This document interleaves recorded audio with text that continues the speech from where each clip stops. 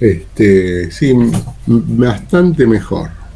No, encima le digo, cuando empieza a hacer calor y uno se resfría o tiene ese tipo de síntomas, se siente 3 veces peor, es una porquería.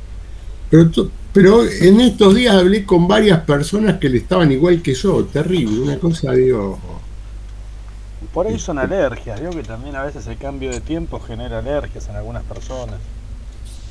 desconozco, no puedo dar respuesta, no, este, no sé, la verdad que no tengo la menor idea, así que no, También observo, que no se lo quise decir el otro día, que se ha afeitado. me he afeitado, sí, sí. Lo cual A mí le digo que me generó un impacto impresionante. Ya le es, comenté que se parecía a mi papá y ahora afeitado ya no se parece a mi papá, como si lo hubiera perdido de nuevo. no, así que no se preocupe, no, pero a mí me agarra cada tanto que me aburro de mí mismo y me afeito todo. Pues me hincha mucho, me molesta mucho tener que afeitarme y tener que mirar y cosas por el estilo. Y la forma más piola de afeitarse es afeitarse todo, porque ahí no te puedes equivocar, no tenés error posible. No quiero dar detalles así muy personales, digo, pero yo en general me afeito, no suelo afeitarme frente al espejo, trato de afeitarme mientras me ducho. Yo, Entonces, esto de tener que andar mirando y calculando me hincha. yo las veces que me he afeitado desparejo, vio que se deja más largo de un lado que del otro, y entonces se empieza a ajustarlo y ahí lo achica de este lado y tiene que empezar otra vez de este. No. Cuando se quiere acordar parece un cuáquero. No, pero a mí cada tanto me da eso de afeitarme todo, no es algo de un cuidado estético, es una cuestión de comodidad. Me hincha mucho las pelotas tener que afeitarme todos los días y esas cosas. Entonces, también me molesta la barba larga, porque no sé por qué me molesta, entonces la tuve durante muchos años, la tuve la barba larga mal. Entonces ahora es como que todo tiene que ver con estar lo más cómodo posible, lo más liviano posible, desapegado a las cosas posibles. Y una de las cosas es afeitarme. Entonces, cada tanto me agarro el ataque y digo, basta. ¿Cómo me puedo agarrar y después no afeitarme 2 semanas seguidas? No, tampoco es muy grave eso. Bueno, eh, vamos a ver si empezamos.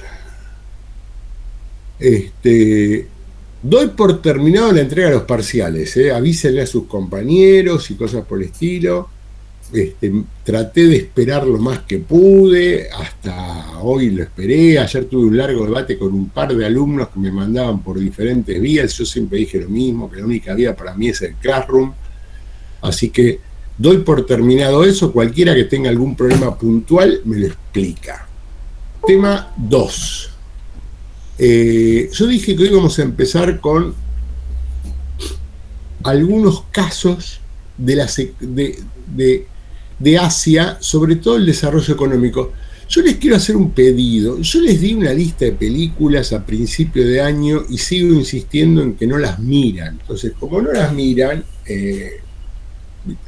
yo hay cosas que puedo hacer y cosas que no. No puedo reemplazar el trabajo que depende de ustedes. O sea, yo puedo hacer un esfuerzo para acercarles algunos textos y mejorar permanentemente alguna bibliografía. Digo, no sé. Encontramos el otro día estos libros sobre el Medio Oriente, traté de decir, bueno, busquen estos libros que no estaban en la bibliografía, pero digo, después hay un trabajo que lo tienen que hacer ustedes. Y en el final yo voy a preguntar todo. O sea, cuando digo voy a preguntar todo, no le voy a preguntar todo en detalle, pero puedo hacer referencia tanto a las películas que les he dado como a los textos y cosas por el estilo. O sea, no les voy a preguntar nunca nada en memoria ni cosas por el estilo, pero lo que sí es que tengan por lo menos una lectura y un visionado de la mayor parte de las cosas que puedan pasar. Hoy quería hablar sobre la segunda mitad del 20 en Asia, sobre todo algunas economías. El otro día yo nombré la coreana, digo, Están torturando. ¿Flores está torturando a alguien? Bueno, no le pega a los niños, por favor, digo, porque tendría que hacer una denuncia. No, es mi hija, que está contenta, que está mirando un dibujito. Está bien, porque la hija le puede pegar. No, la gran Argelia. No, está mirando un dibujito. No, que usted ya me acusó de que como bebés, ¿se acuerda? ¿Y si le pega? No, ¿cómo le voy a pegar? Nunca le pegué. Profe, tiene el micrófono desactivado. ¿Se silenció? ¿Yo me escucho? Muy linda, como siempre. Listo. Una voz preciosa. Mis auriculares están en las últimas, por eso. Gracias. Bueno, por lo menos son los auriculares que se reemplazan. Mis oídos están igual y me los tengo que aguantar. Fui yo el que empezó a hacer boludeces. Discúlpenme, me equivoqué yo. Igual estaba haciendo, menos mal que apagué el micrófono porque hice un comentario horrible. O sea, cuando veo a mis hijas ya todas treintañeras y madres, algunas y cosas por el estilo, digo, ¿por qué no las habéis cagado a piñas cuando eran chicas a ver si las enderezaba? Pero no lo voy a decir, no lo voy a repetir públicamente. Y cualquier cosa niego que haya dicho lo que acabo de decir. Yo quería hoy hablar sobre el tema económico en Asia. Me voy a pelear con mi amigo Santini, que tiene una mirada, si quieren, más digo, algunas cuestiones vinculadas al tema económico asiático post Segunda Guerra, cuando empieza todo este quilombo de las independencias, la descolonización. Japón, o sea, si nosotros tenemos que pensar, una de las economías de mayor crecimiento en los primeros 30, 40 años después de la Segunda Guerra Mundial, seguramente nos encontraremos con dos ejemplos así claramente marcados, que son Japón y Alemania. Con una diferencia: Alemania ya era una potencia industrial desde el principio del siglo XX y fines del siglo XIX, probablemente era la segunda potencia industrial. Entonces uno ahí puede pensar, bueno, estaba en el centro de Europa. Pero digo, el caso de Japón me parece a mí que es el más interesante. Yo creo que lo había explicado en algún momento temprano, cuando hablamos de los Meiji y cosas por el estilo. En Japón hay como unos grupos familiares que ejercen como grandes grupos económicos. ¿Se acuerdan que habíamos dicho después del shogunato muchos se reconvierten y se convierten en lo que se va a llamar Zaibatsu? Esos Zaibatsu eran como grandes corporaciones, monopolios, que eran algunas familias, básicamente eran Mitsubishi, Mitsui, Sumitomo y Yasuda, que son las que pervivieron, que eran familias que tenían grandes conglomerados económico-industriales. Piensen ustedes que la economía básicamente en ese momento era industrial, o sea, el gran motor de la economía capitalista era el motor industrial todavía.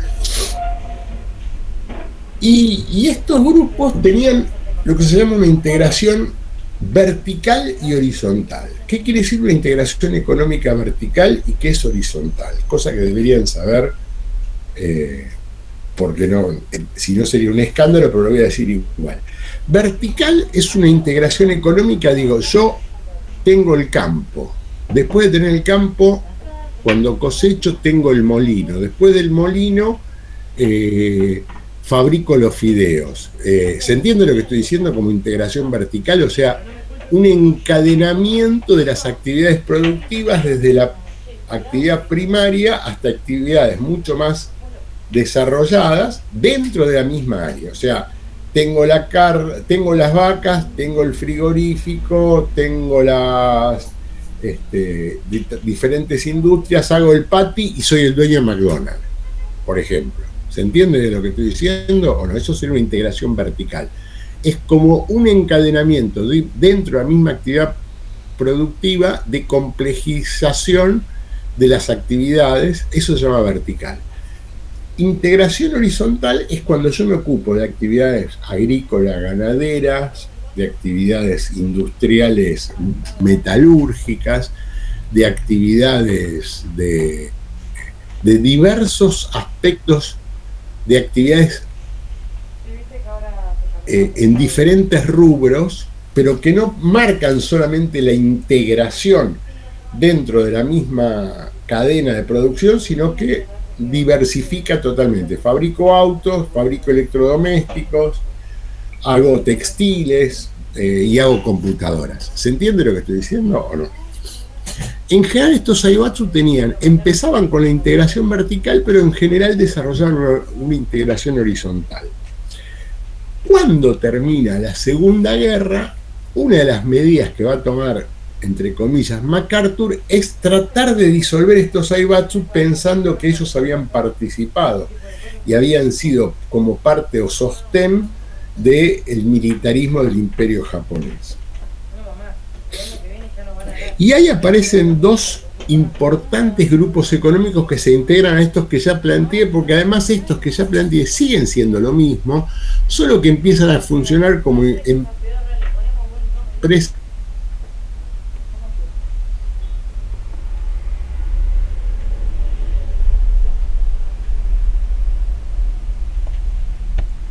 Ay, otra vez se cortó, caramba.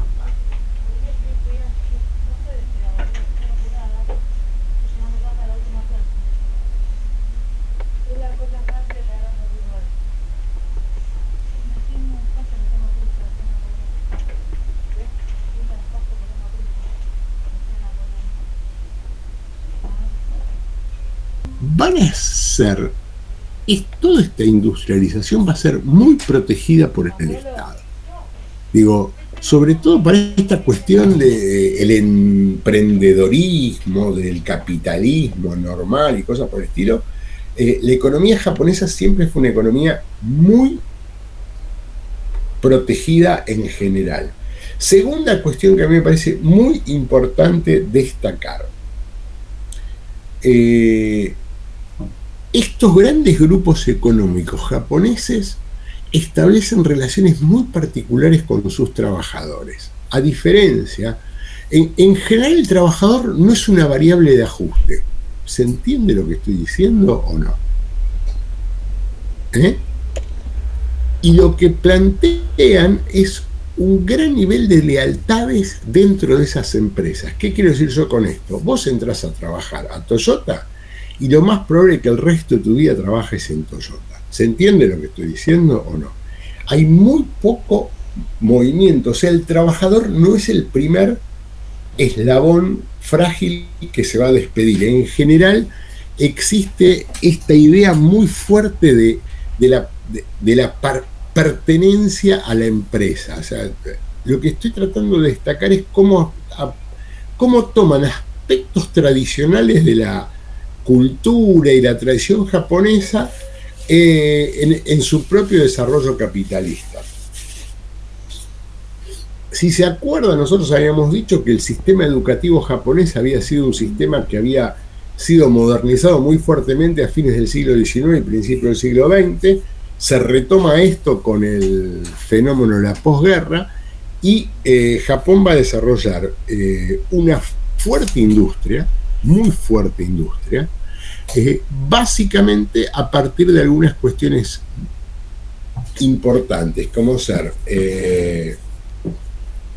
un fuerte proteccionismo durante estos primeros años, que era obvio aparte y lógico. Digo, piensen ustedes que empezamos con un país totalmente destruido.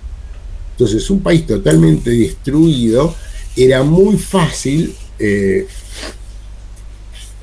generar esos sentimientos de identificación entre los trabajadores y los empresarios en la reconstrucción y cosas por el estilo, con muy bajos salarios durante las primeras décadas, y van a tener una ventaja o una virtud muy importante. Van a proteger mucho ese tipo de estructura empresarial y van a generar permanentemente trabajar sobre la idea de ocupar determinados aspectos o determinados espacios en la industria. El ejemplo más claro, digo, cuando hablamos de Honda, Honda lo primero que hace es agarrar una bicicleta y poner un motor y convertir una bicicleta en un ciclomotor, y a partir de eso construye esa industria, esa empresa, y este tipo de cuestiones van a desarrollarlas en un primer momento. Repito, utilizan, obviamente se occidentaliza mucho la industria japonesa, o sea, adquiere los rasgos del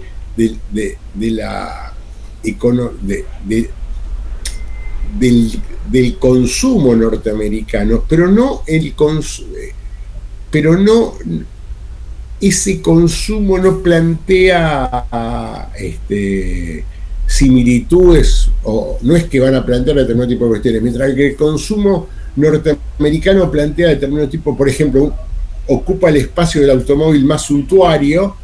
En general en Japón se ocupan de los automóviles más utilitarios. ¿Se entiende lo que estoy tratando de explicar o no? Sí, o sea, van a la practicidad más que al tema del lujo. O sea, sí, a la practicidad con un gran nivel, digo, ocupan esos espacios del mercado.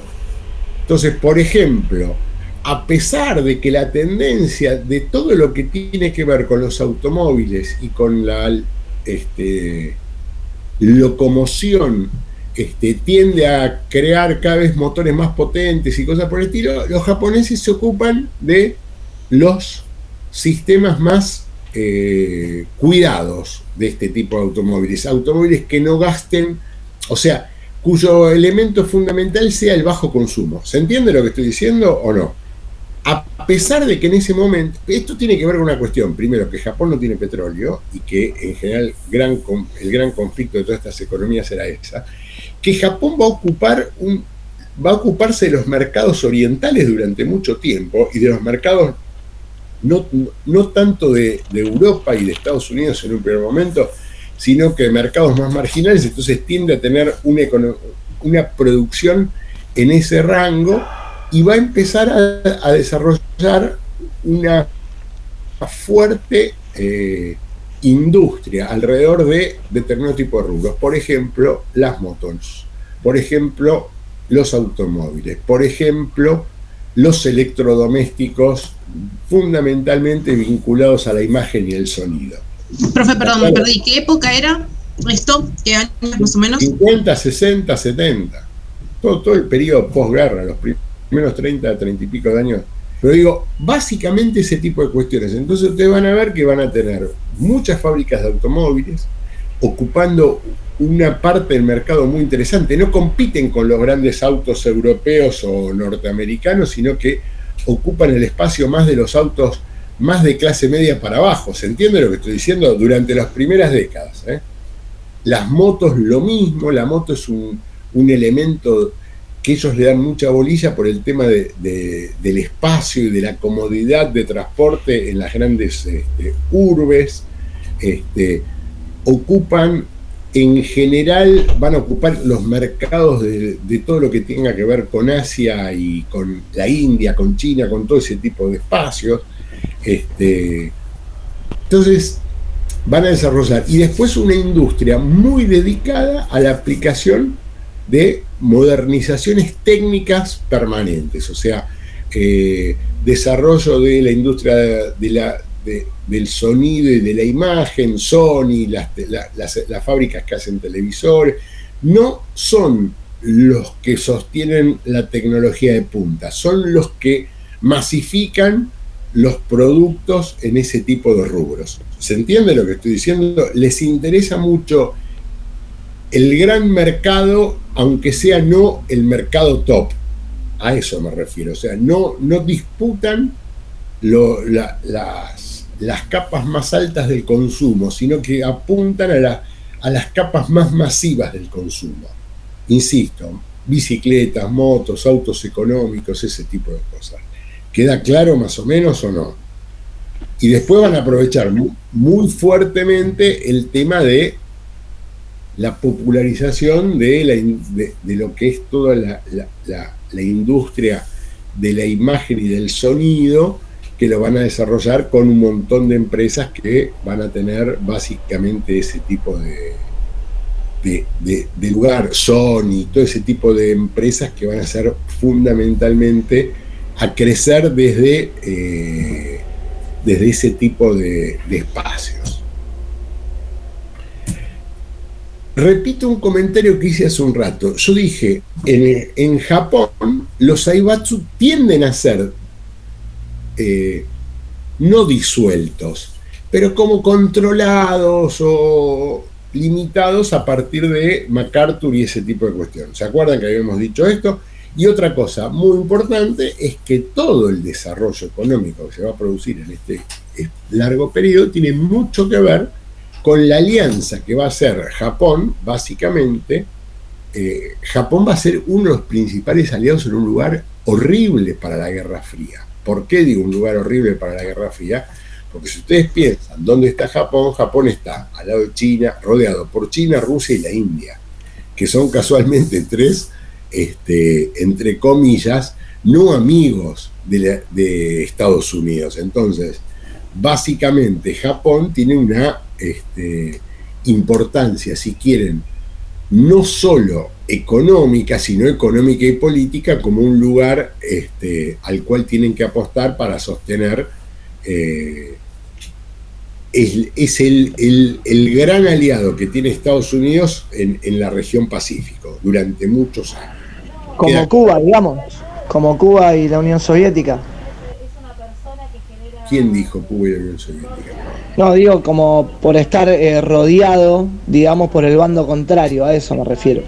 Sí, pero Cuba no es significativa para la Unión Soviética desde el punto de vista económico, Villagra. Acá, o sea, vos tenés un país al cual vos incentivás fuertemente para el desarrollo económico. Cuba es un grano en el traste de los Estados Unidos, pero no tiene ningún tipo de significación económica. ¿Le puedo hacer una pregunta? Por ahí lo dijo en algún momento que se me cortó la comunicación. Cuba, Cuba ¿Hay no, alguien perdón. que está hablando? Hola, ¿sí? ¿Me escucha? Sí, a vos te escucho perfectamente, pero veo una voz femenina que está hablando y no sé quién Mi es. señora No, está en es clase en al el- lado mío. Perdón. ¿Qué? Mi señora está teniendo su propia clase a 2 metros mío. Pero yo me refiero a esto, o sea, Japón no deja de ser una isla, una islita. Que toda la materia prima que necesita para desarrollar esta producción industrial, ¿la obtiene de dónde? ¿De Estados Unidos? No, Japón diversifica, no. El petróleo lo obtiene de los países árabes, no. Materia prima puede obtener de absolutamente cualquier lugar. Hay mucha materia prima cercana y más lejana, no tiene un problema de acceso a la materia prima. Primera cuestión, ahí voy a decir una cuestión que es más macroeconómica que otra cosa. El periodo posguerra va a ser un periodo en el cual va a haber una gran caída de los precios de las materias primas en relación a los productos manufacturados. O sea, hay momentos en la historia en que las materias primas tienen una mejor relación con la industria, ahora ya no, pero digo, que en otros. La posguerra, o sea, la relación es muy favorable a la industria. ¿Está claro, Alexis? Entonces no es un problema. Yo creo que uno de los elementos lo dije el otro día. O sea, la reconstrucción de la segunda posguerra es por el petróleo barato. Entonces, vos tuviste petróleo barato durante todo el periodo de la posguerra hasta los años 70, por lo menos hasta el 72. Entonces vos tenés 25, 26, 27 años, ponele 25 años de petróleo muy barato. Entonces no era un problema la materia prima, Alexis, el problema era otro. No, está bien, está perfecto. Además, Japón va a ser protegido por el Plan Marshall. Japón va a ser, Japón tiene acceso a un montón de cuestiones. Está muy cerca de Australia. Australia no era un país en ese momento demasiado industrializado, está muy cerca de todo lo que sería el Pacífico, no, tiene acceso a materias primas tranquilamente, no es una dificultad.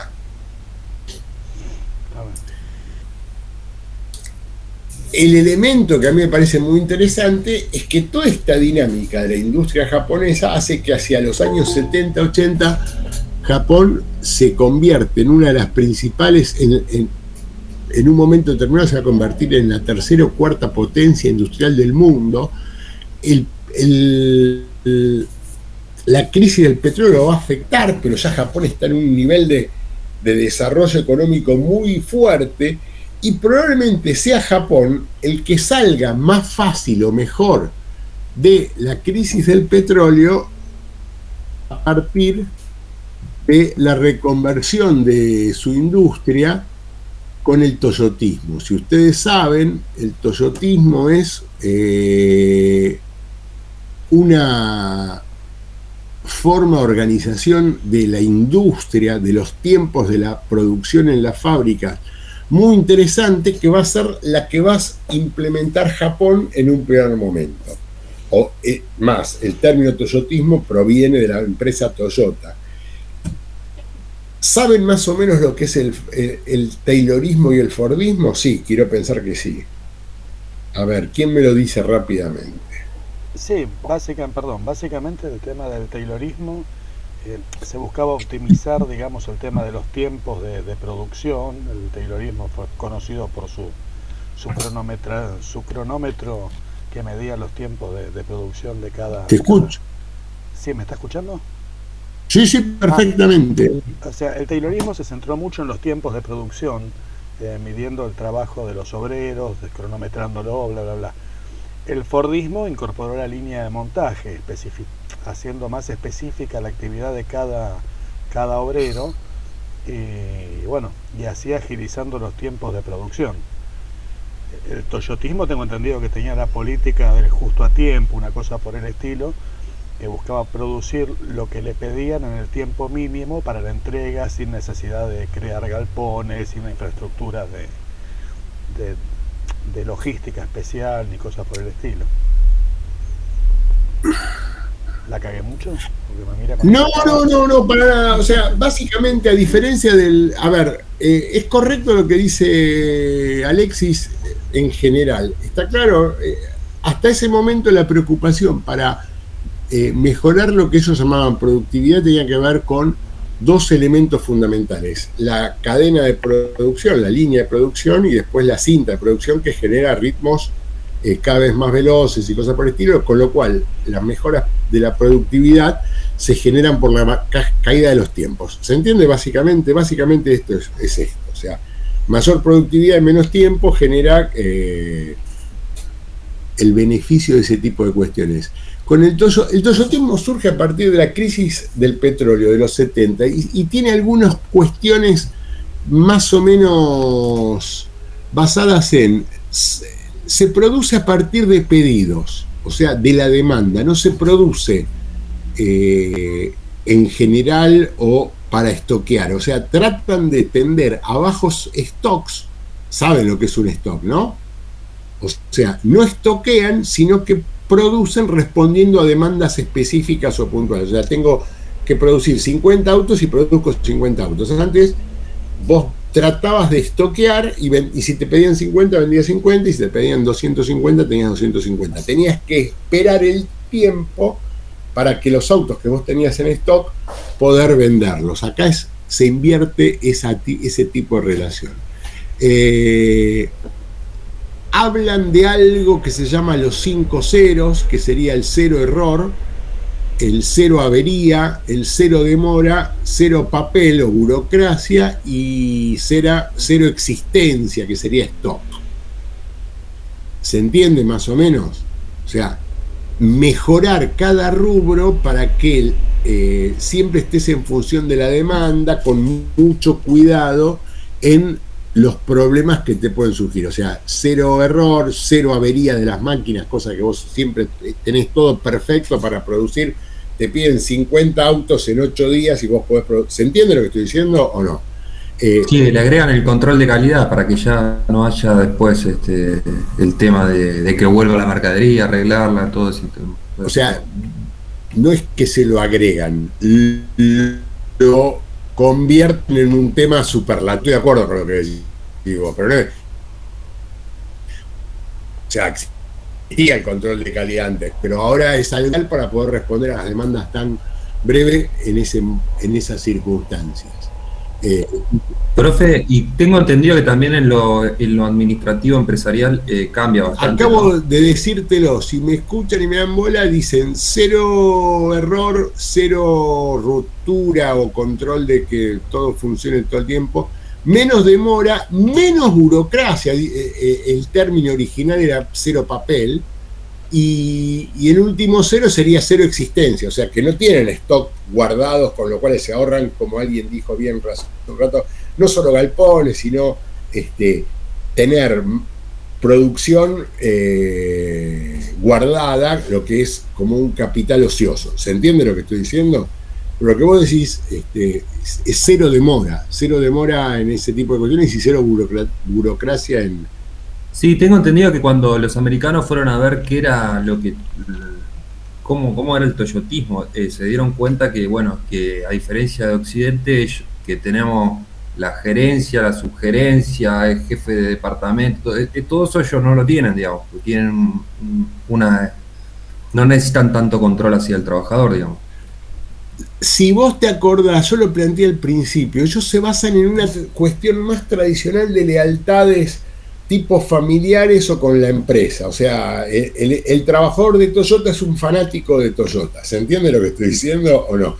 ¿Pero por qué? Porque sabe que el tipo va a entrar a trabajar y se va a morir trabajando en Toyota, y que Toyota lo va a proteger, y que Toyota le va a dar el trabajo a los hijos, y que entonces digo, es una cuestión de compromiso también con ese tipo de cuestiones, lo que te hacen probablemente necesitar menos esos controles, ¿se entiende? O sea, no hay tanto control de ese tipo, sino que la cuestión está más en el compromiso. Obviamente que empezamos hablando de lealtades particulares en un contexto de muy bajo, o sea, todo tiene que ver con una cuestión. Voy a hacer una grosería que a lo mejor no tiene que ver. ¿Vieron que ahora gran parte de los argumentos del macrismo es: la próxima vez vamos a estar tan mal que va a ser más fácil aplicar absolutamente todo? Cuando vos venís de una guerra, es muy fácil aplicar cualquier solución. ¿Me esperan un minuto que me llama la preceptora? No sé por qué, discúlpeme un segundo. Aguántenme.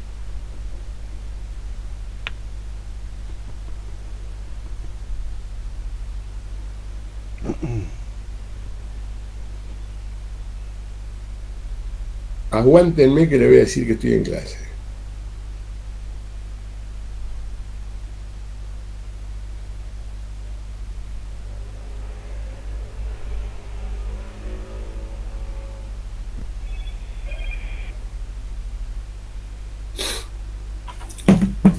Bueno, ¿quedó más o menos claro esto o no?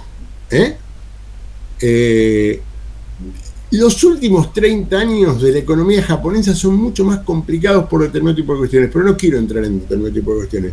Tienen que ver más con la deflación y cosas por el estilo, no vamos a hablar. Japón se convierte en una de las grandes potencias económicas e industriales.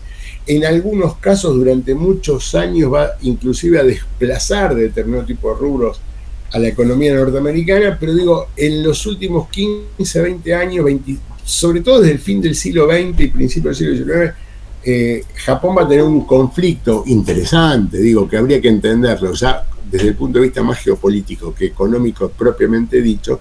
Piensen ustedes que es el brutal crecimiento. Yo les pregunto a ustedes, ¿cuáles son los países que más crecieron en los últimos 25 años? Sin lugar a dudas son China, India y todos los países del sudeste asiático. ¿Se entiende lo que estoy diciendo o no? Con lo cual Japón deja de ser como el gran motor de esta región para hacer otra cosa, y no puede continuar siendo el gran motor. Esto no quiere decir que haya caído la industria japonesa, ni mucho menos. Quiere decir que no es el motor que fue hasta en los 70, 80 y los primeros 90. Sí, Alexi, lo escucho. No, quería hacerle una pregunta, que pensé que por ahí llegábamos a eso o por ahí lo estamos salteando. Veo que usted decía que no buscaba competir, digamos, industrialmente como en el rango de los top, sino llegar a productos más masivos, más prácticos. En los 70, hasta los 70. Por eso, después esa política debe haber cambiado, porque Ajá. incluso llegó a ser sinónimo de calidad. Uno ve que cualquier porquería es japonesa y la considera buena. No, primero, si usted escuchó a Santini, siempre ellos tuvieron ese control de su calidad, pero no peleaban en el rubro Mercedes-Benz, eso es lo que te quiero decir. Vos fíjate que los autos japoneses hasta los 70-80 eran autos de gama media. Claro, pero me refiero, por ejemplo, hubo rubros como el de la cámara fotográfica que lo han ganado, no la inventaron, Totalmente. la ganaron. Sí, Y sí. las motos también, prácticamente no hay con qué darles. O sea, pero Sobre muchos todo productos. a partir de los 70. Bien. Sí, totalmente a partir de los 70, donde Japón ya se convirtió en una potencia industrial donde no se preocupaba por ocupar esos nichos, sino, digo, para que quede claro, Santini, Japón ha tenido durante muchos años ingreso en actividades económicas en Norteamérica. La Sony se ha convertido en una empresa, ¿se entiende lo que estoy diciendo? Intervinieron fuertemente en otros lugares. Lo que digo es que deja de ser ese motor económico tan dinámico y autónomo y propio para estar en una región y en otra. Sí, o sea, se destacan en muchísimos rubros. Yo insisto, en el tema de sonido y en el de sonido, en las más diversas cuestiones, y en el tema de imagen durante décadas fue punta. Voy a dar un ejemplo. No así, no siguen siendo punta en el tema de, por ejemplo, la actual, o sea, no. Estados Unidos lo desplaza cuando aparecen las computadoras, las computadoras personales. ¿Se entiende lo que estoy diciendo o no? Donde Estados Unidos reubica su rol de producción y rápidamente desplaza a todos en ese rubro durante muchos años. Ponele, hoy ya dudamos de eso, porque probablemente India y China ya ocupen ese espacio, sobre todo en lo que sería hardware y cosas por el estilo. Pero digo, o Israel u otros países, ¿se entiende lo que estoy diciendo o no? Pero digo, fueron punta y hegemónico en sonido e imagen hasta los 80 seguro. Después, rápidamente, Estados Unidos ocupó un nuevo espacio a partir de algo que pasa en los 90. ¿No? O sea, ubiquémonos en ese tipo de contexto. ¿Está claro o no? Quiero seguir con los otros ejemplos porque quiero desarrollar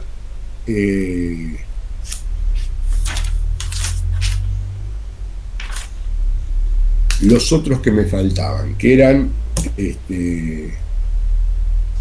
Corea e India, que son bastante más enquilombados. Bueno,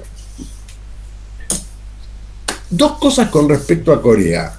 Yo antes les dije, vieron que yo planteé, Japón tiene este tipo de definición de empresas, conglomerados tipos familiares, monopolios grupales o grandes familias que ocupan un rubro y a partir de la primera posguerra, de la segunda posguerra, MacArthur tiende a tratar de desordenar o desorganizar o por lo menos controlar esos zaibatsu. ¿Qué pasa en Corea? Exactamente lo contrario. La política de la ocupación norteamericana en Corea del Sur, lo que va a apoyar son unas cosas que se llaman chaebols, no sé cómo se pronuncian, no me busquen, no me provoquen y ese tipo de cosas, pero lo van a encontrar de esa manera, que son, la traducción sería negocio de familia. ¿Se entiende lo que estoy diciendo o no? ¿Cuáles serían estos chaebols o negocio de familia o monopolio también se puede traducir o usar como definición? Por ejemplo, Samsung, Hyundai, LG, Lotte, SK, ¿se entiende lo que estoy diciendo? O sea, las grandes empresas que ustedes conocen y que empiezan a surgir alrededor de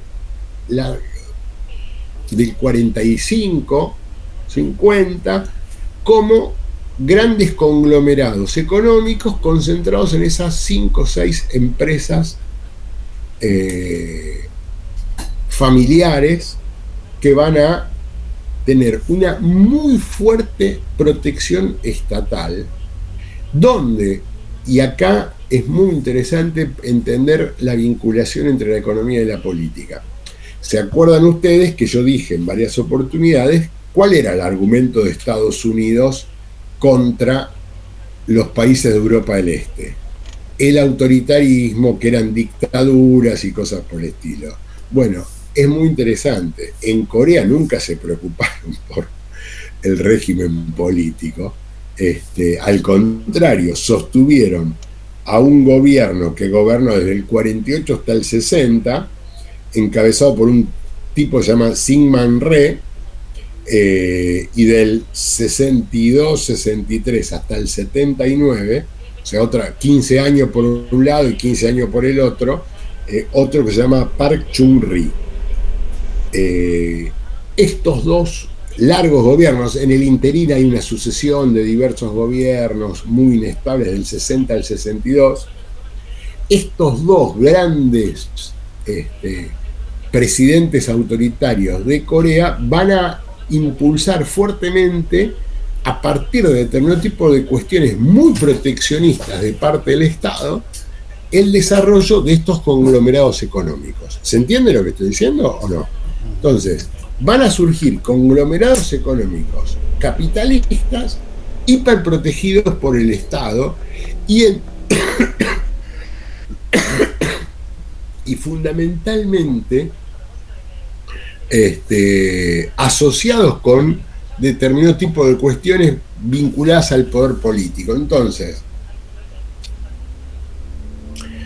estos grupos económicos que van a ser total y absolutamente diversificados, digo, con características muy parecidas a los Zaibatsu anteriores, o sea, integraciones verticales, integraciones horizontales, ese tipo de cuestiones, pero básicamente fundados en la protección del Estado. Si ustedes buscan textos en Wikipedia o en ese tipo de lugares, van a encontrar vinculaciones con el autoritarismo, con la corrupción. Es muy interesante cómo las redes sociales encuentran mucha más corrupción en China e India que en Japón y en Corea, aunque son totalmente análogos los procesos. ¿Se entiende lo que estoy diciendo o no? Ven la paja en el ojo ajeno y no la viga en el propio. Pero digo, es muy interesante este fenómeno. Corea va a ser gobernada durante los primeros 40 años, por lo menos, de la posguerra, por gobiernos totalmente autoritarios. Después va a haber como algún intento democrático, y también ese intento democrático va a tener bastante que ver con la estabilidad de estos grandes grupos económicos. Y básicamente van a estar fundados en ese tipo de cuestiones. Insisto, para mí la clave de todas estas cuestiones, o la explicación más interesante de todas estas cuestiones, tiene que ver con cómo, tanto en Japón como en Corea, mucho más en Corea que en Japón, pero en los dos casos de la misma manera, el desarrollo de los grupos económicos más fuertes, capitalistas, tienen que ver con economías planificadas, controladas y protegidas de una manera brutal. ¿Se entiende lo que estoy diciendo o no? O sea, son como el paradigma del desarrollo, del desarrollo contrario a lo que el capitalismo sostiene como su modus operandi o su modelo, o el modelo al cual ellos aspiran o pretenden o dicen tener. ¿Se entiende más o menos o no? O sea, son la demostración práctica de que el otro es puro discurso. Esa famosa historia de la ineptitud estatal ontológica se cae ante estos ejemplos. Claro, pero donde básicamente la importancia, o sea, no estoy tratando de explicar ni justificar, pero ¿por qué lo sostiene de esa manera Estados Unidos? Porque era el ariete que tenía. A ver, para que quede claro, y es interesante. En los 40, Corea del Norte era un país mucho más industrializado que Corea del Sur. ¿Se entiende lo que estoy diciendo o no? Entonces, a lo que aspira fuertemente Estados Unidos, y el único interés que tiene los Estados Unidos, es lograr que Corea del Sur no sea arrastrado, arrasado, destruido por Corea del Norte. Entonces no les preocupa ni les interesa el modelo político, ni nada. O sea, van a desarrollar una economía fuertemente protegida, que va a desarrollar sostenida, subsidiada, favorecida por apoyos de lo más espurios todo el tiempo, básicamente alrededor de este tipo de cuestiones y de preocupaciones solamente geopolíticas. Otra cosa muy importante para todos estos países, para que lo entiendan y para que lo manejen, es que todos estos países después van a tener una excusa para ser sostenidos fuertemente por Estados Unidos, que va a ser la guerra del sudeste asiático, que va a durar por lo menos 20 años, 20 y pico me parece a mí. O sea, piensen ustedes que Vietnam del Norte, o sea, la guerra de Vietnam, más lo que después pasó en Laos, en Camboya y en toda esa región, que es la península del sudeste asiático, pero digo básicamente Laos, Camboya, Vietnam, Laos y Camboya, la única manera que siguió hasta los 80 largamente este espacio de conflictividad, largamente necesitaban cierto nivel de estabilidad en algunos lugares, y esa estabilidad en algunos lugares, ¿cuál era? Japón, Corea, que eran los lugares o las bases que les permitían a los Estados Unidos tener un sostén, no solamente político, sino que político-económico en esos dos lugares.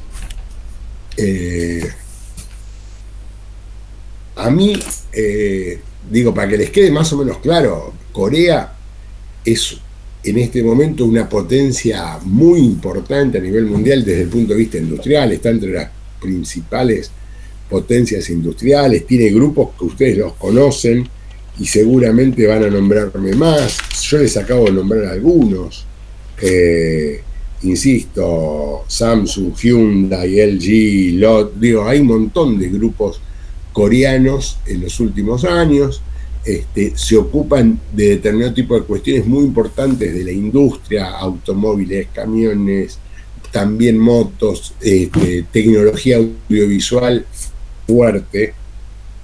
Digo, acabo de nombrar algunos de los grupos fuertes de lo que sería todo el espectro audiovisual y ese tipo de cuestiones, con una economía que ha sido basada en lo que les dije antes, estos grandes grupos económicos tipo mafia familiar y cosas por el estilo. No sé si vieron películas, series, vieron que Netflix está lleno de estas series o películas coreanas que siempre hay grupos económicos rodeados de corrupción y cosas por el estilo y todo ese tipo de cuestiones. Les he recomendado mucho cine coreano porque no me lo banco. Digo, no soporto el cine coreano, nunca me lo soporté. Y las películas, yo qué sé, había uno que estaba muy de moda hace unos años y yo intenté verlo varias veces, lo vi varias películas y me quería matar. Pero bueno,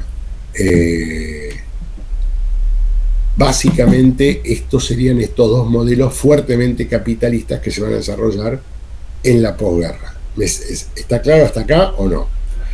Vamos a ir ahora a los dos que son más conflictivos, me parece a mí, y que son los dos más recientes, que son China e India. ¿Por qué digo los más conflictivos? Primero porque China e India representan 1/3 o más de la población mundial. Sí, yo creo que más. 3.000 millones en un mundo de 7.000 millones es casi un 40% de la población mundial.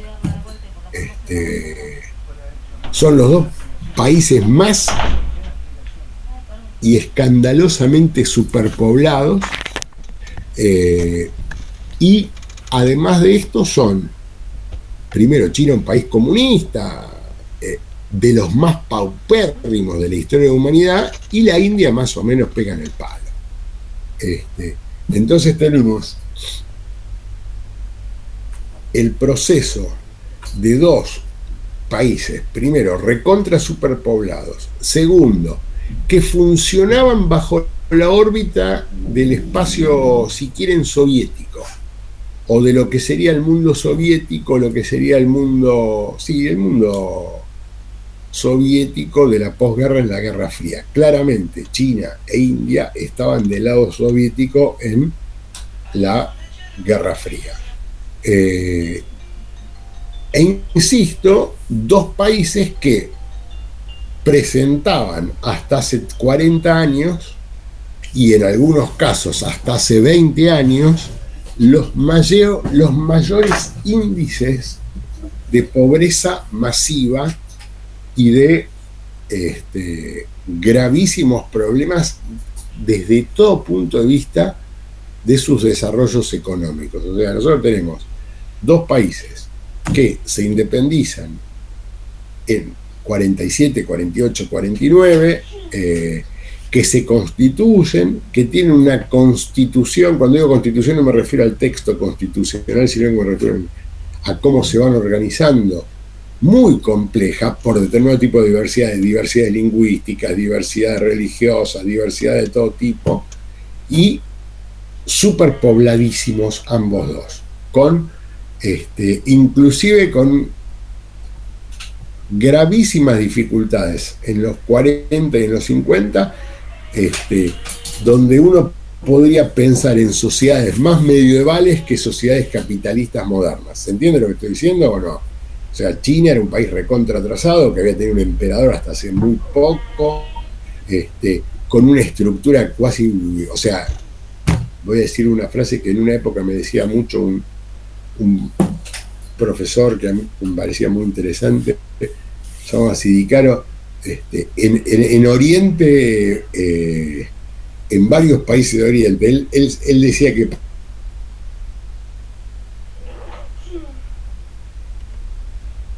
se puede colgar siempre, ¿sí? ingresó de la mano del comunismo, porque eran países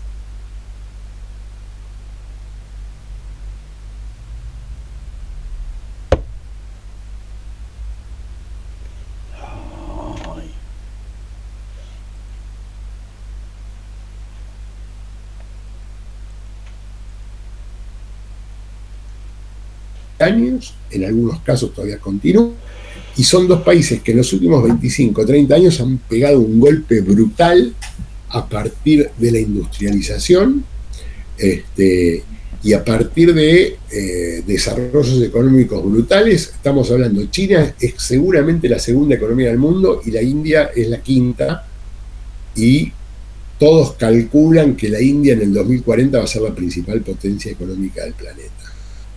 Cuando digo la principal potencia económica, digo la que produzca más.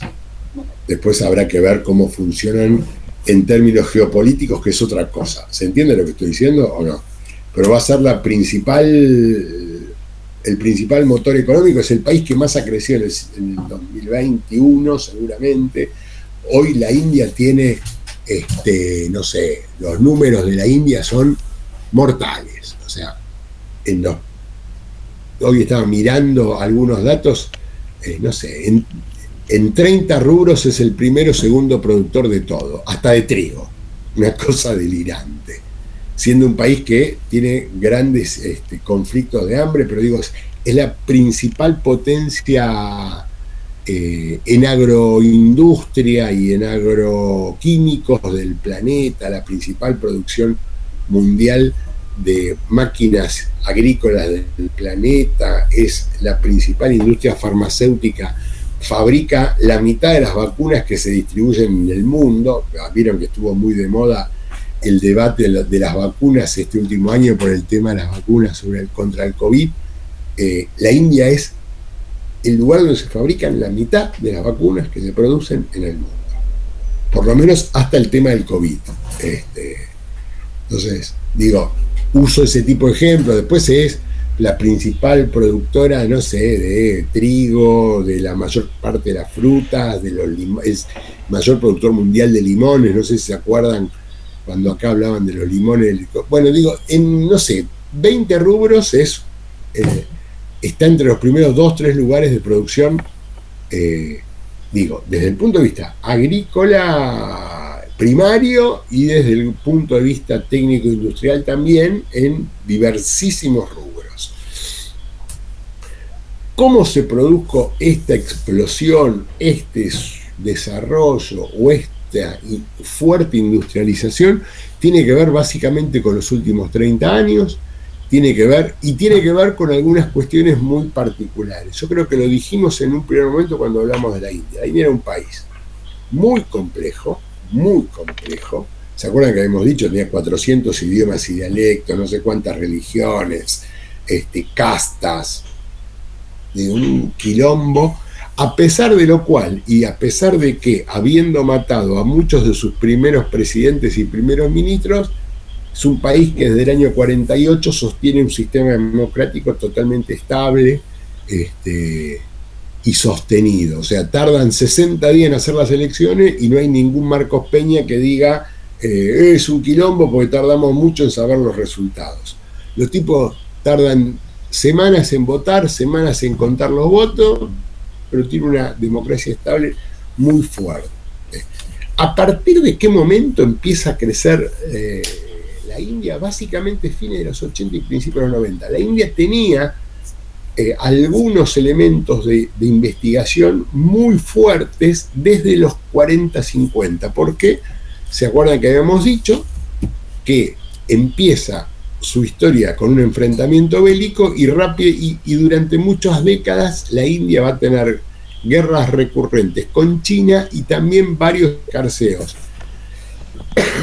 y enfrentamientos así bastante tirantes con China, sobre todo por el control del Tíbet y todo ese tipo de regiones. Ese tipo de quilombos van a hacer que la India desarrolle una fuerte industria armamentística, tenga bombas atómicas, tenga todo ese tipo de cuestiones. Y también va a desarrollar entre los 60 y los 70 una fuerte investigación agroindustrial y va a generar lo que ellos van a llamar durante un largo periodo la revolución verde. ¿Qué sería la revolución verde? A partir de todas estas cuestiones agroindustriales que van a desarrollar, van a mejorar fuertemente su producción primaria agropecuaria. Se fueron todos a la mierda, menos Alexis. Volvieron. Pero digo, no se ríe Mulet, pero digo, desaparecieron todos juntitos. Dije, a la miércoles, se fueron a fiestar. Pero bueno, esa producción agroindustrial va a provocar en los años entre los 60, 70 y 80, una fuerte mejora en la posibilidad de alimentar a gran parte del pueblo indio. Piensen ustedes que crecen a un ritmo descomunal la India. Se calcula que ya tiene más habitantes que China en este momento, aproximadamente 1.400. Me puedo hacer la pregunta que quiera si se escucha, pero no lo escucho, se corta mucho. Ahora sí. A ver, por lo que estabas comentando recién, India tiene, industrialmente es potencia, ¿sí? Pero esa industria, y aparentemente políticamente es un país medianamente estable, por el tema de la democracia y demás. Pero no está trasladado al pueblo, no está trasladado al nivel de vida, porque hay un montón de pobreza casi extrema. ¿A qué se debe? Al tema de que ese nivel, esa llegada a ser potencia fue causada por el tema de los bajos salarios y tema de producción muy baja para tener grandes estándares a nivel industrial y comercial, o no. No sé si se entiende la pregunta. No. Claro, no. Yo a lo que voy es a esto. O sí. sea, la India crece a nivel, haciendo potencia. ¿no? Como estábamos hablando recién. Tiene un montón de industrias que son de primerísima marca. Tiene un sistema político o un sistema de gobierno medianamente estable, ya que no se escucha o no se ve que hayan problemas a nivel político, digamos, ¿no? O tan renombrado. Ahora, la pregunta es la siguiente. Siendo potencia o aspirando a ser potencia, ¿por qué la población o por qué tiene tan poco, por qué son tan pobres la capitalismo? ¿Por qué? Es una sola palabra, Darrichón, no entiendo la pregunta, se llama capitalismo. ¿Quién dijo que el capitalismo es justo? Aparte de Cristina y el Papa. Pero estábamos viendo recién en Japón que no pasa tanto. ¿Quién le dijo? O no pasa. ¿Quién le dijo? O no se ve tanto. Bueno, primero, yo lo primero que le sugeriría es que deje de leer Clarín o TN y veamos la realidad primero. Segundo, un país deja. No, lo digo en serio, lo digo en serio. Porque usted me dice, comentó, le parece. No, yo trato de usar datos concretos. Primero, su pregunta se responde con una sola palabra, se llama capitalismo. El capitalismo no pretende distribuir y ser justo. Ernesto, a ver, le doy un ejemplo concreto. El momento que más creció la economía de Brasil gobernaba Lula. Está claro lo que estoy diciendo, gobernaba Lula. Lula hizo que la burguesía brasileña se llene de guita y Brasil se convierta en la séptima economía del planeta. Les pegaron una patada en el culo, perdónenme por la grosería. El capitalismo no tiene que ver ni con la justicia ni con la lealtad para los gobiernos y las políticas. El capitalismo tiene que ver con otra cosa. Entonces, la Argentina era, a principios del siglo XX, la séptima economía del mundo. Y era un país totalmente desigual. Y a principios del siglo XXI, cuando se cumplió el bicentenario, no era la principal economía del mundo, pero era un país, si quiere, menos desigual, la Argentina, que a principio... Digo, no hay una relación directa entre una cosa y la otra. Pero no existe en Estados Unidos tampoco, ¿eh? En Estados Unidos hay terribles bolsones de pobreza. Terribles bolsones. Cuando digo bolsones de pobreza, digo gente que está... ¿Se acuerdan que yo les dije que en la crisis del 30 se hablaba de Hooverville por lo que eran las villas equivalentes en Estados Unidos? Hay lugares enteros en regiones importantísimas de los Estados Unidos con fuertísimos niveles de pobreza y desigualdad. ¿Cuál es el problema? O sea, no, para mí es un problema, pero yo estoy en contra de la desigualdad, pero para un país capitalista no. Segundo, eso es primera respuesta. Segunda respuesta, en todos estos países existe si no una política de derrame, en la cual yo no creo que no existe el derrame, sí existen políticas que tienden a sacar de la pobreza extrema millones y millones de personas. Lo que pasa es que tardar mucho más, Ernesto.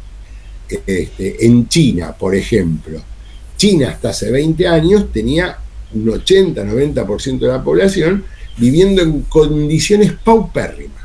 Cuando digo paupérrimas, alimentándose pobremente, siendo un país comunista y cosas por el estilo.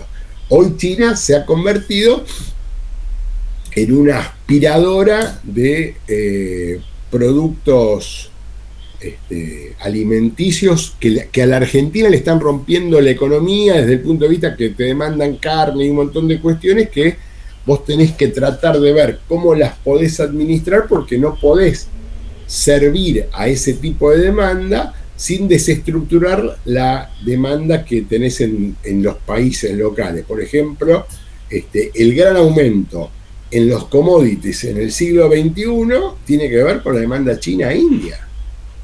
Entonces, pero lo que te quiero decir es que tiene explicaciones, pero no... Se llama capitalismo tu pregunta. No es una pregunta histórica. Es una pregunta política la tuya. Que no está mal si querés hacerla. Yo te la contesto, no tengo problema. Pero no es una pregunta... Digo, la respuesta es sí y otra. ¿Por qué? Porque no es como decís vos, no se contradice una cosa con la otra. No hay una yo pensé que hablábamos de algún tipo de proceso, por eso decía. No. Digamos, Pero, en vez de llevarlo al nivel, a lo político, o sea, yo pensé que por ahí lo íbamos a ver o lo íbamos a charlar a nivel tipo como proceso. O sea, digamos, una etapa de crecimiento en la cual todos van creciendo, una meseta y así. Por eso era ese el... Si hay algo que no crece pregunta, administradamente, a ver, escucha Ernesto, si hay algo que no crece administradamente es el desarrollo económico. O sea, cuando yo dije hace un rato, di el ejemplo de la segunda posguerra y dije Japón y Corea, pero básicamente Corea se basa en una cuestión proteccionista, que esto que el otro, no es que Corea dejó o fue un país justo. Corea creció muy fuertemente en los primeros 30 años económicamente y después, a partir de los 90, empezó a tener una mejor distribución. ¿Cuándo empezó a tener una mejor distribución? Cuando empezó a tener una política, si querés, más democrática. Pero no es verdad.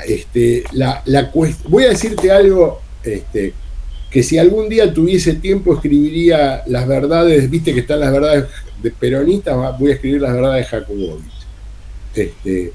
La distribución se genera por la política, no por la economía.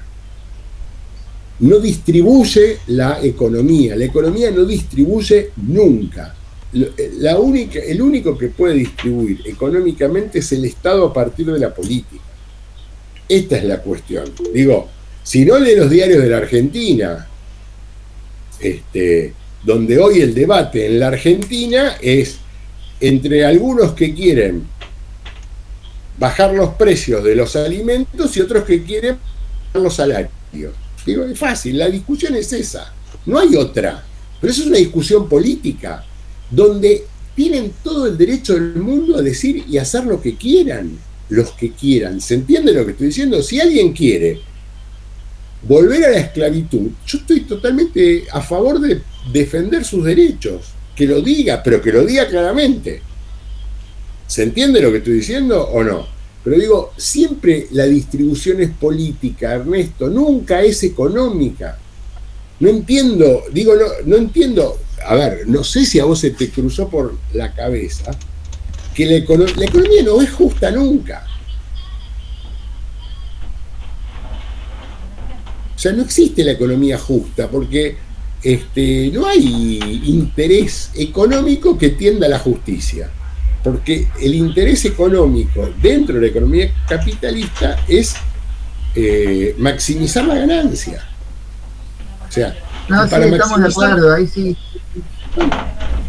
Estamos totalmente de acuerdo. Lo que pasa es que yo por eso lo pensaba, como te dije antes, por ahí lo pensé como proceso.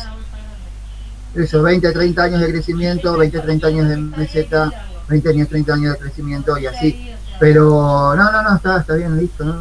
No, pero eso, 20, 30 años de crecimiento parece el discurso de algunos macristas. Digo, no, primero crezcamos y después vamos a derramar. No se derrama nunca. Si no se lo sacás a los balazos, no le sacás la guita a los ricos. Porque el problema no está en la economía, sino que está en la distribución, en la política, insisto, es la política. La Argentina es mentira que es un país que tiene problemas económicos y deuda. Alguien se afanó esa guita. Si vos podés demostrar que en la Argentina hay 400, 500 mil millones de dólares de los argentinos afuera del país, no deberías tener deuda. ¿Se entiende lo que estoy diciendo o no? Digo, pero es claro el ejemplo, che. O sea, ¿por qué la Argentina es un país empobrecido y endeudado? Diría Jakubowicz, porque los de arriba no quieren otra cosa, punto. Y están ganando la batalla hace muchas décadas, punto. Pero no es porque la Argentina no produzca lo necesario para vivir bien. Produce mucho más que lo necesario para vivir bien. Si vos producís alimentos para 500 millones de personas y sos 40 y pico, cobrando un impuesto del 10% a la producción de alimentos, podrías darle morfar gratis a todo el mundo. No estoy sugiriendo eso porque dirían que soy trosco. Pero digo, lo que te quiero decir es... me cago en la risa por las boludeces que escriben. No me estoy riendo de vos, estoy riéndome de las boludeces que están escribiendo. Lo que quiero decir es que no es una cuestión económica, a ver, la economía es una cosa muy importante, diría Perón, para dejársela a los economistas, como la defensa es muy importante para dejársela a los milicos. Y yo agrego, la educación es muy importante para dejársela a los maestros. Pero digo, son cuestiones que tiene que manejar la política siempre, pero no es un problema o sea, los procesos, China es el único país donde eso lo controlan muy bien. ¿Pero por qué? Porque es el país capitalista más importante del mundo, dirigido por el Partido Comunista Chino. Son unos capos los chavos. Entonces, las planificaciones de los tipos son maravillosas. Pero digo, donde los proyectos y pueden dejar, no sé, 3 millones de viviendas cerradas durante tantos años para no desestabilizar la industria inmobiliaria, digo, cualquier cosa. Lo que te quiero decir es que no es ilógico que crezca un país y que siga siendo injusto. Igual, voy a decir algo, y yo lo creo en serio. Hoy la India es mucho menos injusta que hace 40 años. Y también hay que decirlo, o sea, hay mucho menos injusticia que hace 40 años.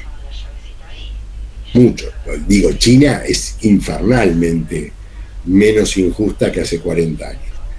Digo, no sé si decir justa, con mejor distribución me referiría, prefiero usar ese término. ¿Está claro o no? Pero no es un problema económico, es un problema político. Volviendo.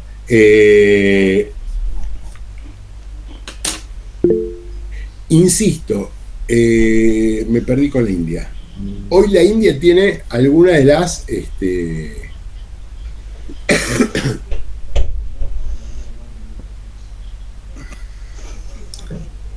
No. Si hay algo que no tengo es partido obrerista, no haría nunca un partido obrerista.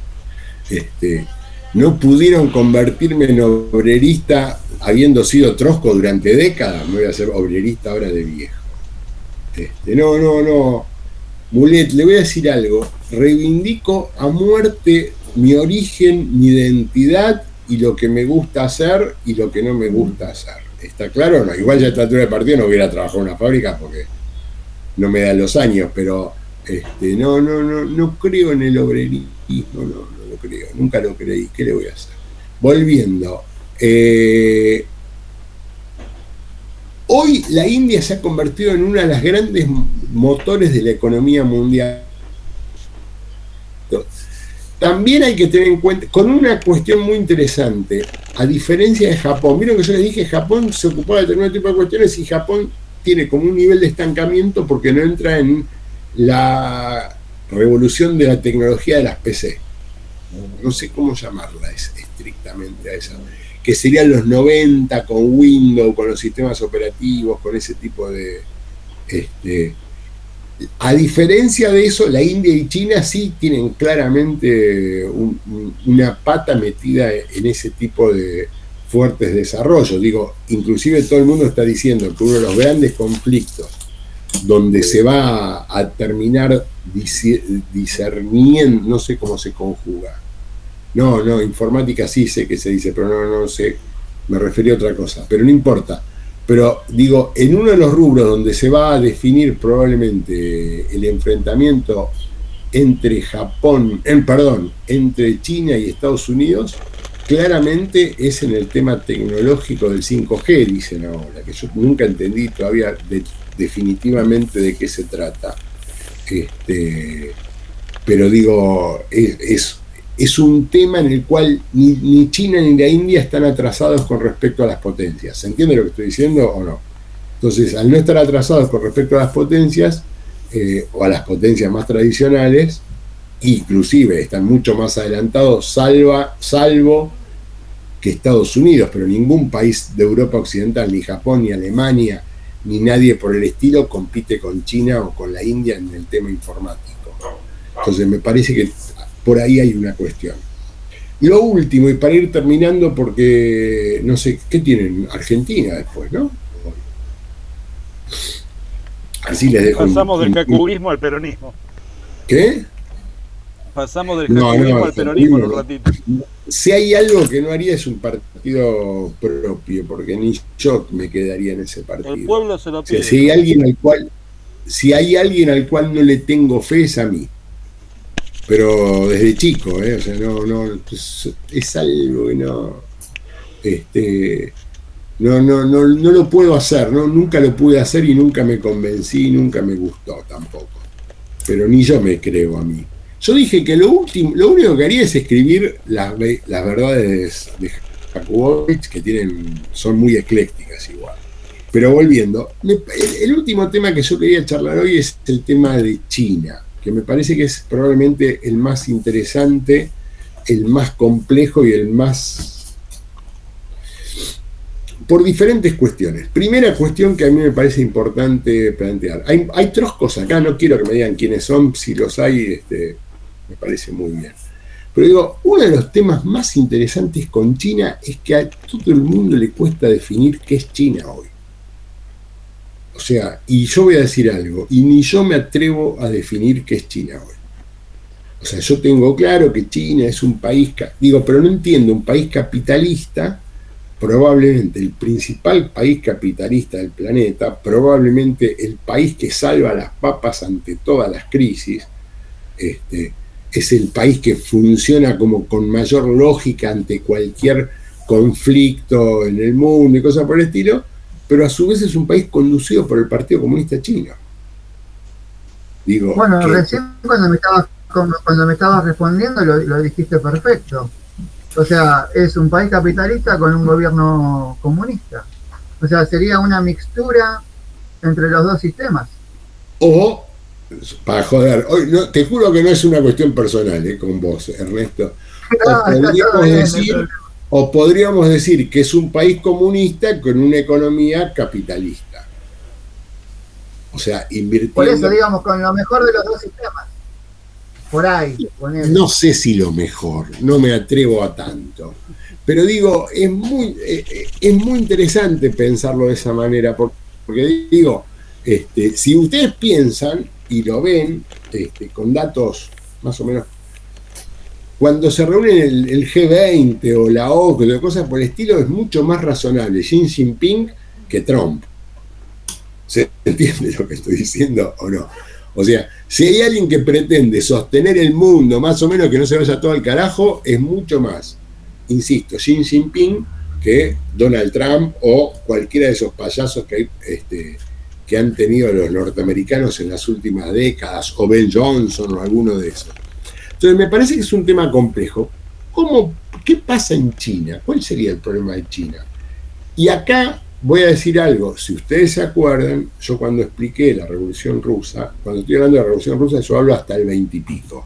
Después del 20 y pico, cuando asume Stalin, ya es otra cosa la Revolución Rusa y se convierte en otro tema. Pero yo creo que varias veces planteé, cuando hablábamos de la Revolución Rusa, que había debates entre Lenin, Trotsky, Bukharin y cosas por el estilo, en qué parte de la economía debería permitir cierto nivel de mercado, de competencia y cosas por el estilo. ¿Qué pasa con China? Y además ahí hay que entender algo que en China y en la India se expresa clarísimamente bien, que son dos economías que fácilmente pueden tener economía en escala. ¿Se entiende lo que estoy diciendo o no?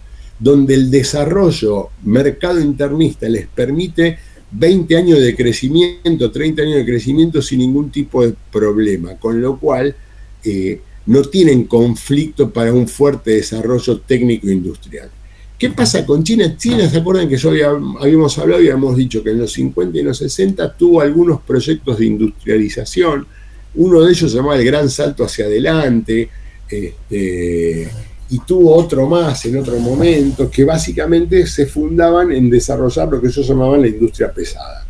En general, en los primeros 15 años tuvieron un fuerte apoyo de la Unión Soviética para ese tipo de procesos, y después China va a seguir con ese proceso de manera autónoma. Segunda cuestión, como va a desarrollar durante muchas décadas, no ahora, pero durante muchas décadas, una fuerte industria armamentística, la industria armamentística generalmente permite importantes desarrollos técnico-industriales. Está claro lo que estoy diciendo. Por ejemplo, en Estados Unidos, probablemente uno de los grandes motores del desarrollo industrial sea la industria armamentística. El problema cuando la industria armamentística es el motor es que hay un momento en que vos gastás tanta guita que se convierte en un problema el complejo militar industrial.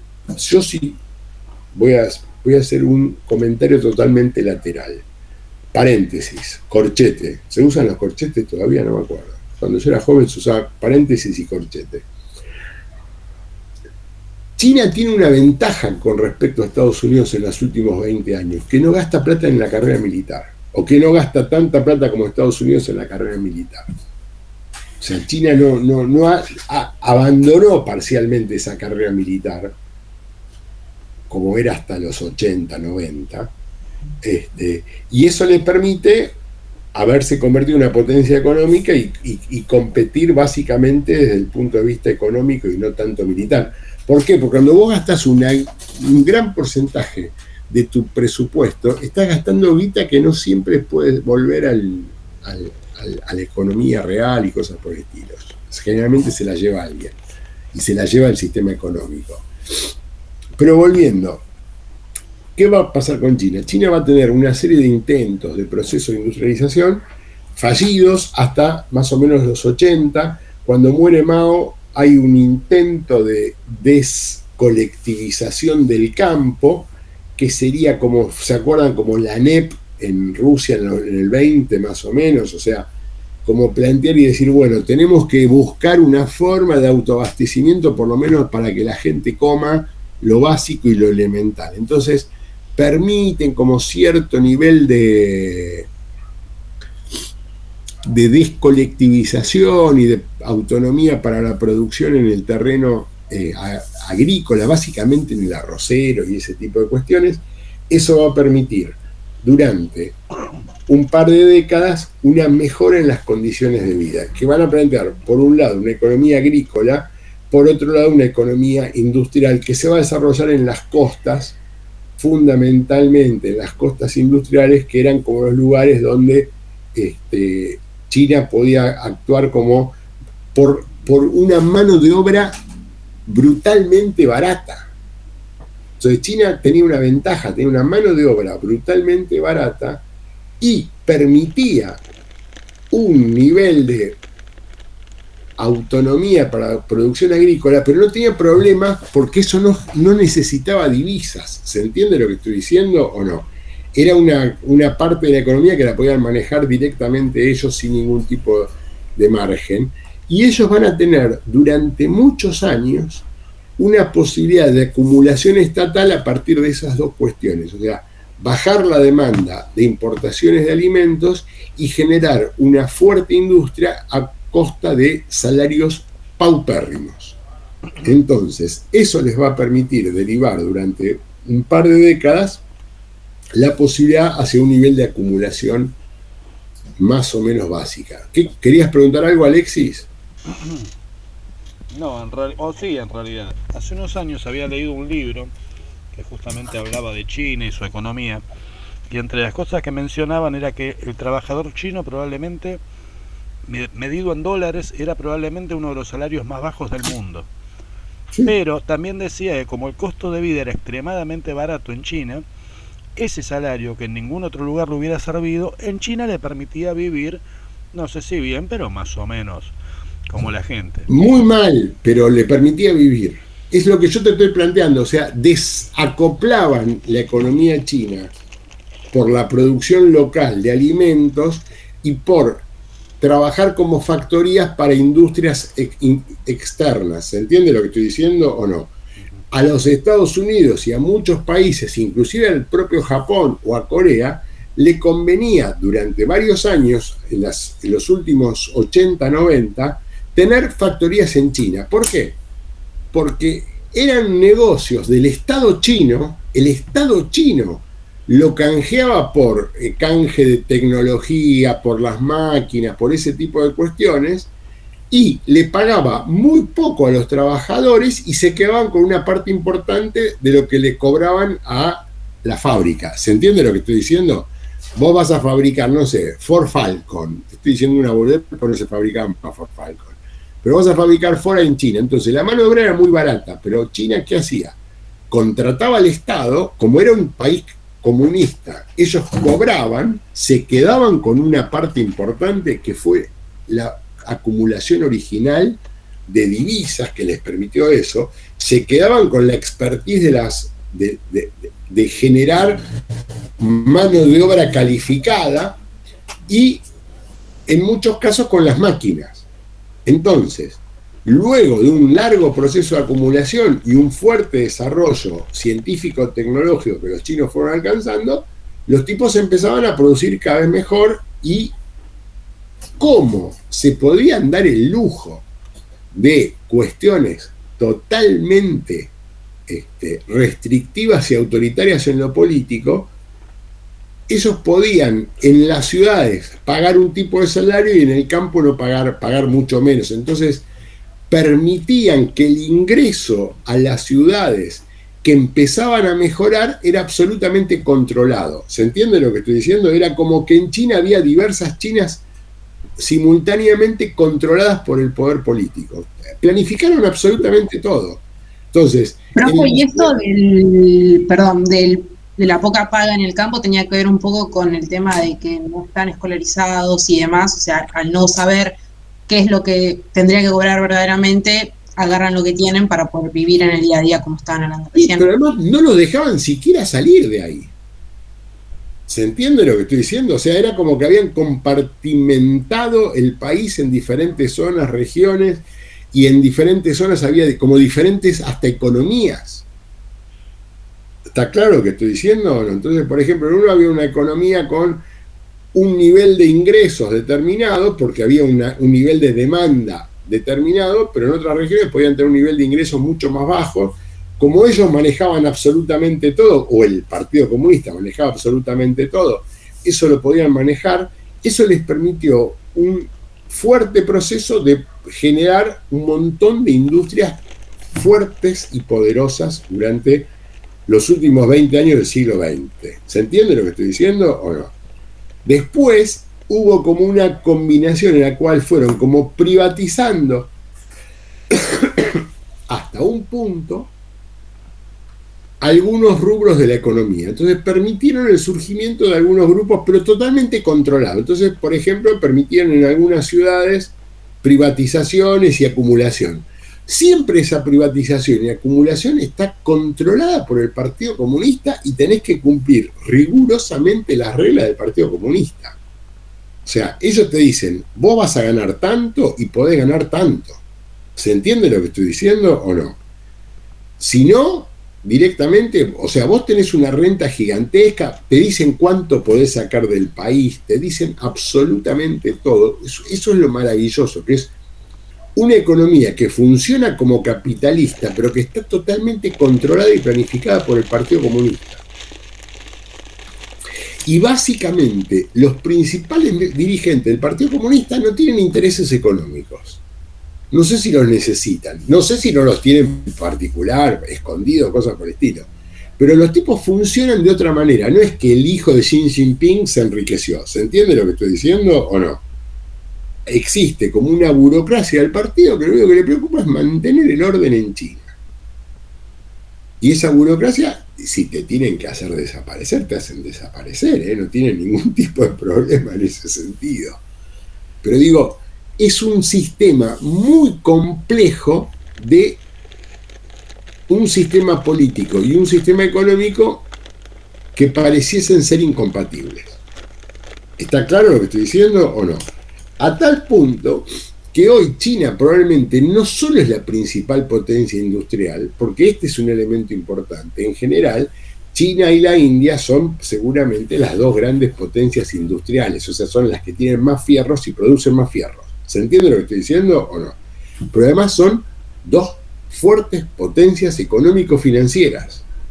O sea, China es probablemente uno de los lugares donde hay más bonos de la deuda de los Estados Unidos. O sea, China en algún momento agarra y tira la mierda a los bonos de la deuda de los Estados Unidos y la economía norteamericana quiebra rápidamente, cosa que a los chinos por ahora no les interesa, definitivamente.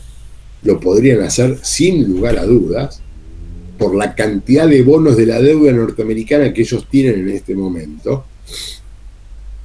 Y además es, por ahora, el país que más se preocupa por sostener el sistema mundial más o menos tranquilo, sin grandes desestabilizaciones. ¿Se entiende esto o no?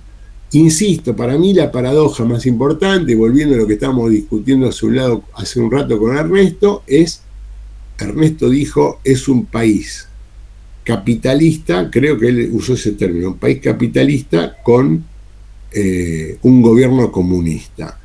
Yo digo, uno podría decir que es un país comunista con una economía capitalista. Podríamos, cualquiera de las dos ecuaciones podría ser analizable. Yo hoy no me atrevo a definir una de las dos. Entiendo que lo más lógico es que sea un país capitalista con un gobierno comunista. Me parece que es más lógico. Pero, o sea, que no es que lo que dice Ernesto es incoherente, al contrario, es más lógico. Pero no me atrevo a confirmarlo definitivamente. ¿Se entendió más o menos estos 4 casos que yo pretendí explicar en el día de la fecha, jóvenes? Me parece un elemento interesante que yo quería marcar. En los 4 casos, Japón, Corea, que serían los 2 paradigmas así de los países capitalistas exitosísimos de la segunda mitad del siglo XX, e India y China, la economía planificada define absolutamente todo. El control y la planificación estatal o paraestatal fue absolutamente central para el fuerte crecimiento económico de esas potencias. ¿Se entiende lo que estoy diciendo o no? Contrariamente a lo que nosotros conocemos acá y escuchamos acá permanentemente, que el problema son los gobiernos. Digo, insisto, Corea fue una dictadura brutal, asesina, compleja, cosas por el estilo, y permitió un fuerte desarrollo económico. Un comentario que yo quería hacer que a mí me llamó poderosamente la atención. Es muy interesante porque, ¿vieron? ¿Se acuerdan de la plaza de Tiananmen? Que aparece como una cuestión de defensa, cuando ¿se acuerdan de esas imágenes de la plaza china, donde un joven enfrenta a los tanques y un tanque lo pasa literalmente por arriba? Y que siempre se lo pretendió plantear como una cuestión solamente política, a favor de las libertades democráticas. Yo creo que hay que vincularlo mucho más a la economía, porque gran parte de las transformaciones económicas que surgen en China surgen en ese momento, ¿no? O sea, no es que es un momento donde no hay cuestiones económicas, y es un momento muy particular donde los tipos lo que pretenden es mantener fuerte el control para las reformas económicas, evitando cualquier discusión sobre los aspectos políticos. En general, los países capitalistas, ¿qué decían? Lo que China está haciendo es un problema para... Digo, fue lo más beneficioso para el mundo capitalista que hizo China, esa represión en ese momento. No estoy justificándola, lo que digo es cómo hay cuestiones que hay que pensarlas de manera mucho más compleja. Y me parece que el caso de China, India y Corea y Japón, por otro lado, son cuestiones más complejas. Insisto en algo que le dije a Darrichón, y lo vuelvo a decir, pero no para pelearme con Darrichón. Muchas veces las explicaciones son políticas, solamente políticas. O sea, nosotros no estudiamos historia económica, nosotros no estudiamos historia de la militar, y el punto donde la historia se junta y se explica es en el terreno de la política. Siempre la historia se explica por la política. Profe, ¿Le puedo hacer una pregunta? Otro precio, pero sí, dale. No, pareciera haber, por lo que se ve, digo, también por una cuestión intuitiva, como que hay una especie, no sé si se puede hablar de un proceso de orientalización o asianización, digamos, de la producción estrictamente de bienes de consumo y de bienes durables, a partir de los 80, 90, sobre todo, donde esa, digamos, se torna evidente en la vida cotidiana encontrarnos con productos que proceden estricta y directamente de Asia. ¿Eso tiene alguna explicación? ¿Por qué está en proceso tan general teniendo países tan disímiles como Corea del Sur, Japón, India, Vietnam, Taiwán, China mismo? ¿Por qué motivo se gira todo? Porque esa producción de algún lado deja de hacerse, digamos. Esa producción que antes se hacía, supongo yo que antes se hacía en las grandes potencias, deja de hacerse ahí, ¿y qué pasa? ¿Por qué las grandes potencias permiten eso? ¿O es una cuestión de costos y nada más, y de rentabilidad empresarial que mudan sus fábricas a China? Porque el capital, por dos cosas, Maxi. Primero, el capital no tiene patria, no le importa. El capital, y sobre todo en la etapa neoliberal, tiene menos patria que antes. ¿Se entiende lo que estoy diciendo? No hay protección. Digo, usted piense lo siguiente, que probablemente Trump, entre todas las cosas delirantes que tuvo, una de las cosas que sí sostenía es América para los americanos. Sí, volver a la industria. O primero América, ¿no? Make America Great Again, sí. Pero digo, el tema ¿por qué? Porque a los tipos no les preocupa, digo, yo qué sé, a los tipos si la zapatilla o el auto se fabrica en un barco, en alta mar, para no pagar impuestos, no les importa. La burguesía y las patrones argentinas que se llevan la guita, todo el tiempo se llevan la guita, ¿se entiende lo que estoy diciendo? Todo el tiempo se llevan la plata, siguen este paradigma, que es el paradigma de llevarse la plata. Hay un elemento muy interesante. En todos estos Panama Papers, Pandora Papers, Pedorro Papers, o lo que sea, nunca hay norteamericanos. ¿Por qué nunca hay norteamericanos? Primero, porque no les interesará hacerlo público, y porque ellos no tienen el problema de tener la plata afuera y cosas por el estilo. Pero no les importa. Cuando vos me preguntás por qué producían ahí, porque en una época era mucho más económico. Porque economías que tenían una mano de obra mucho más barata, y eso fue lo que fue destruyendo a las grandes, sobre todo la norteamericana, la inglesa y ese tipo de cuestiones. Digo, el tema es que hoy eso se complejiza de una manera bastante diferente, porque vos ya permitiste que Japón, que Corea, que China tengan industrias que compiten. La propia India, una de las grandes empresas automovilísticas del mundo ahora es Tata, y hay otras 2, 3 más en India. Pero digo, estás hablando de que terminaste generando determinado tipo de competencias y no tienen, a ellos no les importa la nacionalidad donde se produzca, le importa la rentabilidad. Solamente. Lo único que les preocupa es la rentabilidad.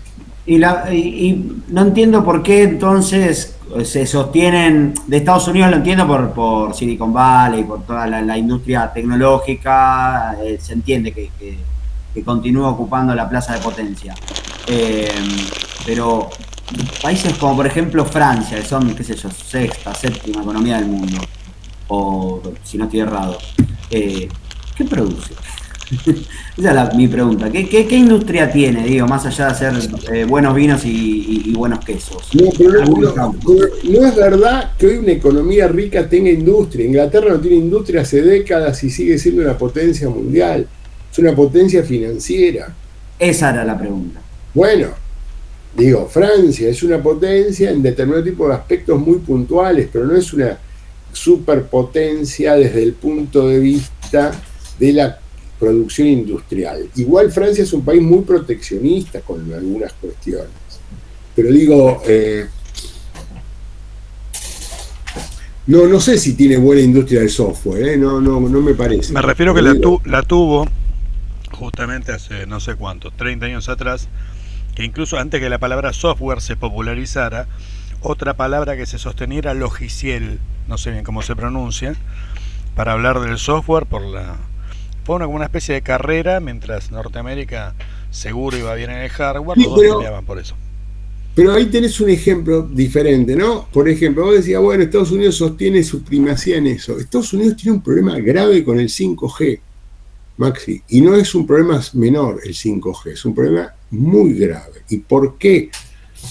Porque yo no lo entiendo demasiado, porque la tecnología que produjo China para utilizar estas nuevas formas de plataforma o estos nuevos caños de comunicación, lo inventó China. Entonces es una cuestión donde a Estados Unidos le va a costar 3-4 años alcanzar a China, y 3-4 años no le da la industria. ¿Se entiende lo que estoy diciendo? O sea, no sé si el mundo está capacitado para esperar 3-4 años para que Estados Unidos y Europa Occidental tengan algo análogo con 5G. Ya lo tiene China, ya está, fue. Entonces está generando una ventaja que no tiene nadie en este momento. Entonces, insisto, no hay una cuestión de... el capital no tiene patria, no tiene nación. Digo, el ejemplo, ustedes viven en la Argentina. O sea, vos tenés en la Argentina empresarios que dicen, por ejemplo, el grupo económico más importante de la Argentina tiene su sede en Luxemburgo, pero habría que fusilarlos. Luxemburgo no puede producir medio caño sin costura. ¿Por qué? Porque no tiene dónde producirlo. Pero digo, los tipos pagan impuestos y dicen, yo soy una empresa luxemburguesa, andate a la puta que te parió. Tenés un tipo como Galperín que dice, me voy a vivir a Uruguay porque me cobran muchos impuestos en la Argentina, pero él se va a vivir a Uruguay, no lleva su empresa a Uruguay, anda a vender con Mercado Libre en Uruguay, no puede vender dos zapatillas, boludo.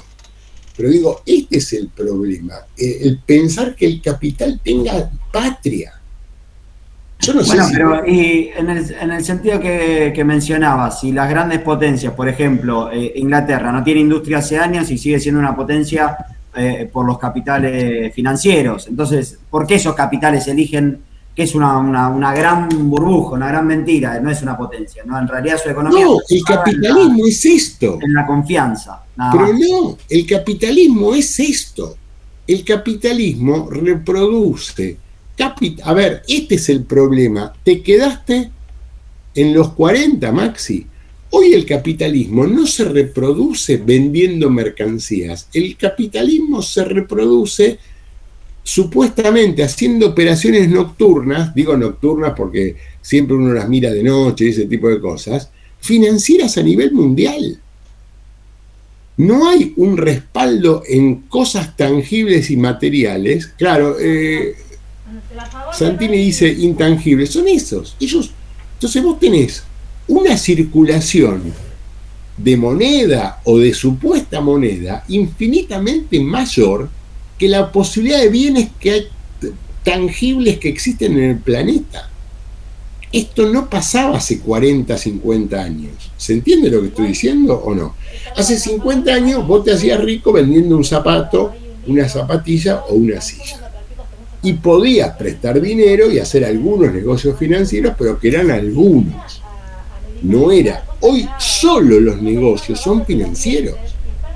Vos fijate que las principales empresas en el mundo son mercados libres, lo que ahora llaman unicornios, esas pelotudez, con todo respeto. Un intangible, ¿qué estás vendiéndome? Porque si existe mercado libre, yo puedo hacer un mercado libre igual copiándolo. ¿Se entiende lo que estoy diciendo? El problema es ese, que vos no tenés la iniciativa política o político-económica para enfrentar ese tipo de grupos. Pero digo, la economía es una ficción. Yo hace un rato dije en joda, porque desde la mañana que estoy pensando en ese tema, nosotros hoy tenemos una competencia electoral en la Argentina donde hay unos que dicen que hay que bajar los precios del morfi y hay otros que dicen que hay que bajar los precios del trabajo.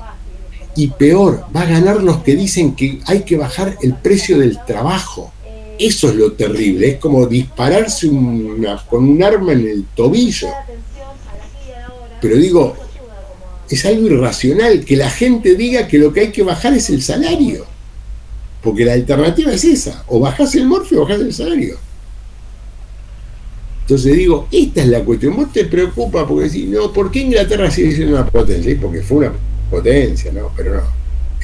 Igual son esas señoras viejas, viste, que muy pintadas y arregladas, pero que no tienen una fortaleza muy importante, sobre todo comparado con Chile y ese tipo de países. Digo, hoy Inglaterra no le banca a China 2 rounds y a la India tampoco, digo con todo respeto, no los aguanta. Ni siquiera económicamente, ni militarmente, ni de ningún punto de vista. Pero digo, no sé por qué se asustan, porque es esa la realidad. El capitalismo funciona así. Es una ficción, pero gobernante, que gobierna y que tiene mucho poder. ¿Alguna otra pregunta, chiques? Si no, los libero para que se vayan a concentrar con el amigo Madariaga. No, ninguna. Perdón. Bueno, los veo. Seguimos el lunes. Nos vemos, que descanse. Buen fin. Chao, profe, nos vemos. Chao, profe, envié el trabajo hoy. Ya está, ya lo recibí. Listo, gracias, profe, un abrazo. Chao.